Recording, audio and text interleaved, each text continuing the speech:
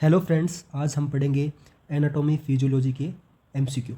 तो अपना पहला क्वेश्चन है, त्वचा की ऊपरी सतही परत कहलाती है डर्मिस, एपिडोज, सबक्यूटेनियस, एपिडर्मिस। तो इसका आंसर है एपिडर्मिस। सेकंड क्वेश्चन, त्वचा का रंग किसके द्वारा प्रभावित होता है? ब्लड में पीतवर्णक, बाइल पिगमेंट का स्तर, एचबी सैचुरेशन का स्तर, मेलानिन, उपयुक्त सभी। तो इसका आंसर है डी, उपयुक्त सभी। क्वेश्चन नंबर 3, निम्न में से कौन सा वर्णक पिगमेंट जो त्वचा के रंग के लिए जिम्मेदार है? केरोटिन, मेलानिन, लाल वर्णक, उपयुक्त सभी। तो इसका आंसर है बी, मेलानिन। चौथा क्वेश्चन है, पिगमेंट मेलानिन किसके द्वारा स्रावित होता है? Lymphocytes, leucocytes, erythrocytes, melanocytes. तो इसका आंसर है डी, मेलेनोसाइट्स। फिफ्थ क्वेश्चन है, निम्न में से त्वचा के कार्य में शामिल है विटामिन डी का निर्माण, सुरक्षा प्रोटेक्शन, शरीर के तापमान का नियमन, उपयुक्त सभी। तो इसका आंसर है उपयुक्त सभी। सिक्स क्वेश्चन है, शरीर से अधिकांश हीट लॉस किसके माध्यम से होता है? तो इसका आंसर है वक्र, मस्तिष्क, फेफड़ों एवं त्वचा। तो इसका आंसर क्या है? त्वचा, स्किन। सेवंथ क्वेश्चन है, तापमान नियमन केंद्र, टेम्परेचर रेगुलेशन सेंटर मस्तिष्क के कौन से भाग में स्थित होता है? Hypothalamus, cerebellum, thalamus, medulla oblongata. तो इसका आंसर है हाइपोथैलेमस। एट्थ क्वेश्चन है, शरीर की रक्त वाहिकाओं के वेसोडाइलेशन, वाहिका प्रसारण का क्या कारण है? गर्मी का उत्पादन, हीट प्रोडक्शन, गर्मी का नुकसान, हीट लॉस, उच्च रक्तचाप, हाइपरटेंशन, गर्मी का नुकसान या उत्पादन पर प्रभाव। तो इसका आंसर है गर्मी का नुकसान।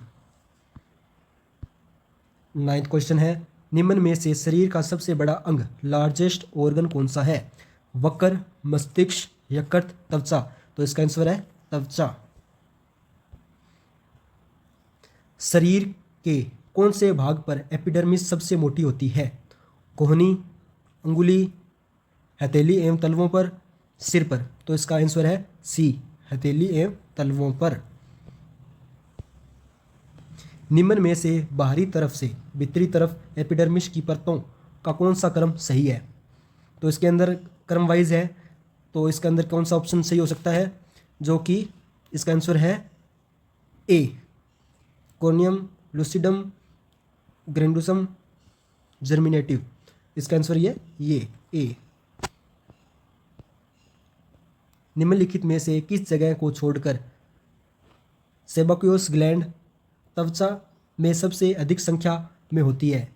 Axilla, groins, soles of the feet, face. तो इसका आंसर है C, soles of the feet.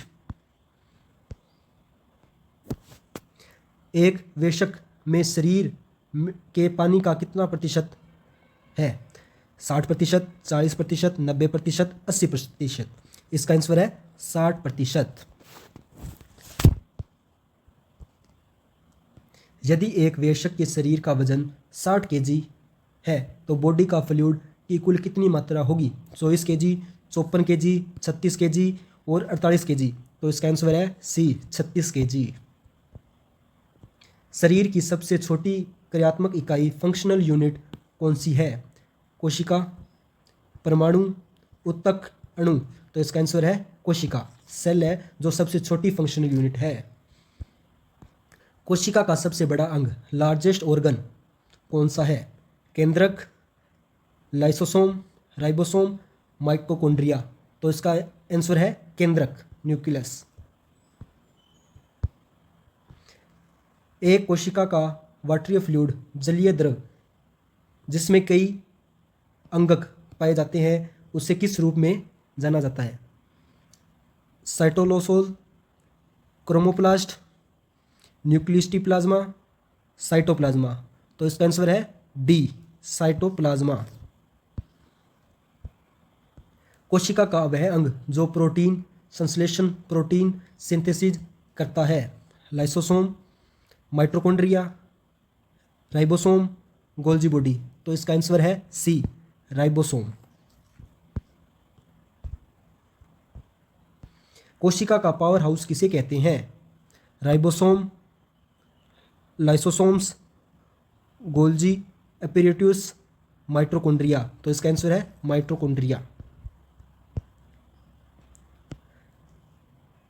Mitosis के दौरान एक कोशिका द्वारा निम्नलिखित में से किस क्रम के चरणों का पालन किया जाता है? यह भी RCHO के अंदर आया हुआ है। In following which order of stages is followed by a cell during mitosis. तो इसके अंदर फेज के अंदर फॉलोइंग जो हिसाब से लाइन वाइज इसके अंदर ऑप्शन जो सही है उसे सिलेक्ट करना है।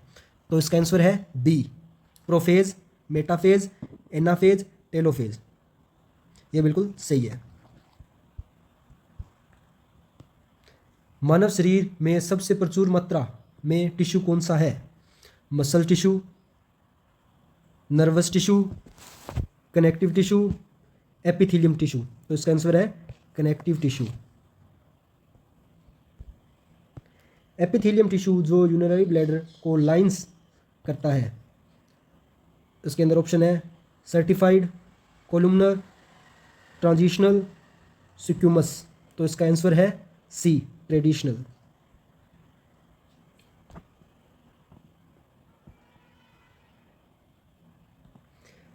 द्रव का कंस्ट्रक्शन से लो कंस्ट्रक्शन के द्वार अर्धपराकरण झिल्ली की ओर निष्क्रिय गति के रूप में जाना जाता है। डिफ्यूजन, प्रसार, ओस्मोसिस, प्रसारण, हाइड्रेशन, फैसिलिटेटेड डिफ्यूजन। तो इसका आंसर है बी, ओस्मोसिस। किस प्रक्रिया द्वारा लंग्स के एल्वियोली से O2 को वायुकोशीय कोशिका दीवारों कैपिलरी के माध्यम से ब्लड का स्थानांतरित किया जाता है? तो उसका ऑप्शन है सुंगम प्रसार, प्रसारण, प्रसार, एक्टिव ट्रांसपोर्ट। तो इसका आंसर है सी, डिफ्यूजन, प्रसार। क्वेश्चन है निम्न में से कौन सा पदार्थ इन्फ्लामेटरी रिएक्शंस में शामिल है? Heparin, renin, histamine, thyroxine. तो इसका आंसर है सी, हिस्टामिन। बोन्स क्या है? Connective tissue, muscular tissue, epithelium tissue, nervous tissue. तो इसका आंसर है कनेक्टिव टिश्यू, संयोजी ऊतक। मानव शरीर में कुल कितनी रिब्स पसलियाँ होती है? तो इसके ऑप्शन है 10 पेयर्स, 8 पेयर्स, 12 पेयर्स और 15 पेयर्स। तो इसका आंसर है सी, 12 पेयर्स। मानव शरीर में सबसे बड़ी गुहा कैविटी कौन सी है? Pelvic cavity, thoracic cavity, cranial cavity, abdominal cavity. तो इसका आंसर है सबसे बड़ी कैविटी कौन सी है? Abdominal cavity. मानव शरीर में विटामिन K12 का संश्लेषण सिंथेसिस किसके द्वारा होता है? Liver, spleen, bacteria in colon, muscles, fibrous. तो इसका आंसर है सी, बैक्टीरिया इन कोलन। रक्त, ब्लड और फेफड़ों के बीच गैसों का आदान प्रदान क्या कहलाता है? Internal respiration, extraction, oxygenation, external respiration. तो इसका आंसर है डी, एक्सटर्नल रेस्पिरेशन। ब्लड और सेल के बीच गैसों का आदान प्रदान को क्या कहा जाता है? Internal respiration, excretion, external respiration, oxygenation. तो इसका आंसर है ए, इंटरनल रेस्पिरेशन। ग्रसनी या फेरिंक्स की लंबाई लगभग कितनी होती है? 6 से 8 सेंटीमीटर, 12 से 14 सेंटीमीटर, 50 से 54 सेंटीमीटर, 20 से 25 सेंटीमीटर। तो इसका आंसर है बी, 12 से 14 सेंटीमीटर। श्रवण नली ऑडिटरी ट्यूब किस में खुलती है? ओरिफेरेंक्स, लेरिंगोफेरेंक्स, नेसोफेरेंक्स, नॉन ऑफ द अबव। इसमें से आंसर है इसका सी, नेसोफेरेंक्स। कौन सी संरचना को वॉइस बॉक्स के रूप में जाना जाता है? Intercostal muscles, larynx, pharynx, oesophagus. तो इसका आंसर है बी, लेरिंग्स। ध्वनि के उत्पादन, साउंड प्रोडक्शन में महत्वपूर्ण भूमिका निभाने वाले अंग को कहते हैं लेरिंग्स, टीथ, माउथ, फेरिंग्स। तो इसका आंसर है ए, लेरिंग्स।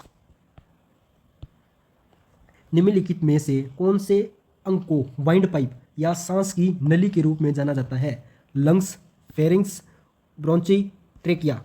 तो इसका आंसर है डी, ट्रेकिया। ट्रेकिया श्वास नली की लंबाई कितनी होती है? 2 से 4 सेंटीमीटर, 25 से 30 सेंटीमीटर, 10 से 12 सेंटीमीटर, 40 से 45 centimetre.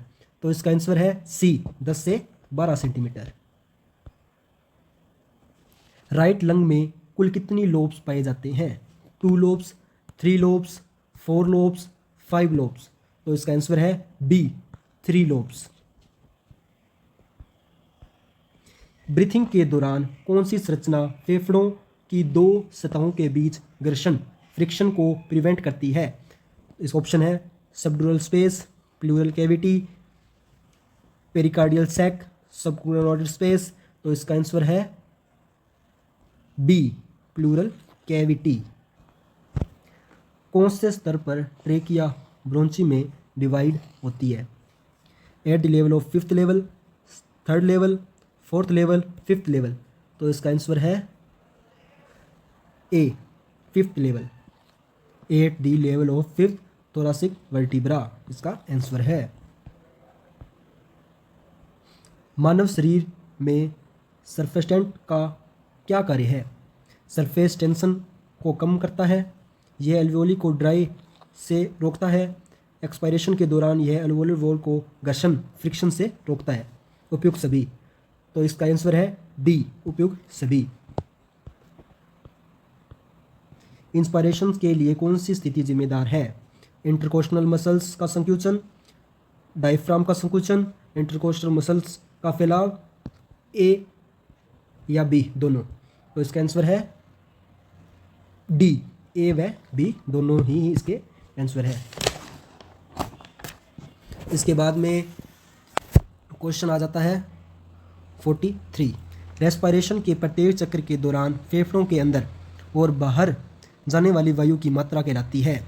Inspiratory reserved volume, tidal volume, residual volume, inspiratory capacity.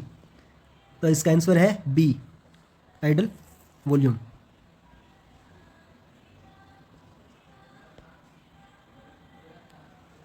हवा की अतिरिक्त मात्रा जिसे मैक्सिमल इंस्पायरेशन के दौरान इंस्पायर्ड किया जा सकता है कि किस रूप में जाना जाता है? Inspiratory reserve volume, tidal volume, residual volume, inspiratory capacity. तो इसका आंसर है इंस्पायरेटरी रिजर्व वॉल्यूम। श्वसन के अंत में वायु मार्ग और एल्वियोली के शेष बची वायु की मात्रा को क्या कहा जाता है?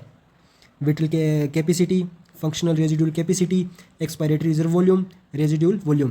तो इसका आंसर है बी, फंक्शनल रेजिड्यूल कैपेसिटी। वायु का वह अधिकतम आयतन जो फेफड़ों से अधिकतम विकास, मैक्सिमल एक्सपायरेशन के दौरान बाहर छोड़ी जा सकती है कहलाता है?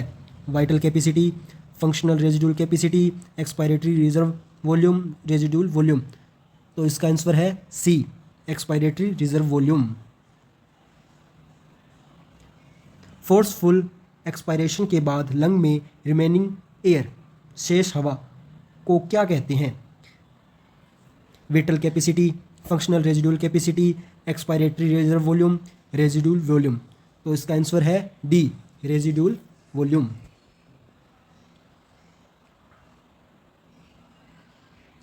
वाइटल कैपेसिटी को मेजर, मापने करने का फॉर्मूला क्या है? Formula tidal volume plus inspiratory reserve volume plus expiratory reserve volume. B है tidal volume plus inspiratory reserve volume plus residual volume.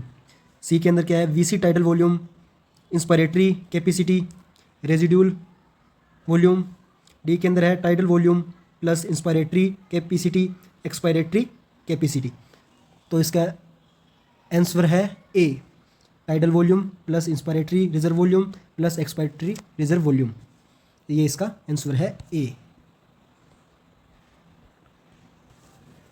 Inspired air में अधिकतम O2 की मात्रा होती है 60%, 50%, 45%, 21%। तो इसका आंसर है 21%। इंस्पायर्ड एयर में नाइट्रोजन की मात्रा लगभग कितनी होती है? 2%, 0.04%, 78%, 21%। तो इसका आंसर है सी, 78%।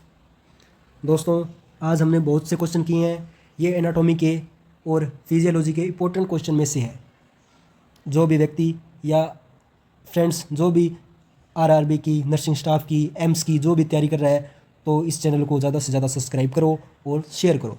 हम आपको डेली इस हिसाब से क्वेश्चन देंगे और आपको PDF प्रोवाइड करवाएंगे। आप हमारे टेलीग्राम चैनल में जुड़ जाइए और आपको डेली अलग अलग बेहतर क्वेश्चन मिलेंगे, जिससे आपकी तैयारी होगी बहुत मजबूत और आपको आत्मविश्वास और ही ज़्यादा बढ़ जाएगा और अपनी सफलता को आप पा सकते हैं। जय हिंद, जय भारत, जय हो।